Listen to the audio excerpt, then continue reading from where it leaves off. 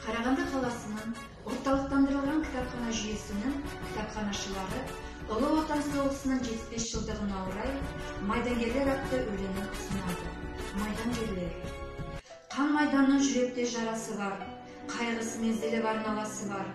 Арамызда жүретін алшаң басып, ардагерлер азайып барасыңдар.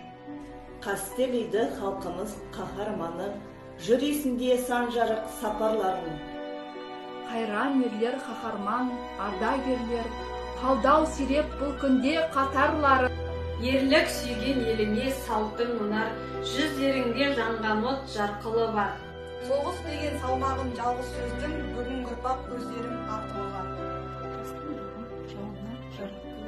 Ерлігіңді аңызлық қарап қаһармандың еңбегін жеңгізді, егер мезгілді қарап тартқан ел, дария ой, дарышындай, жарқын жүзді жүрегі ақ асылғандай.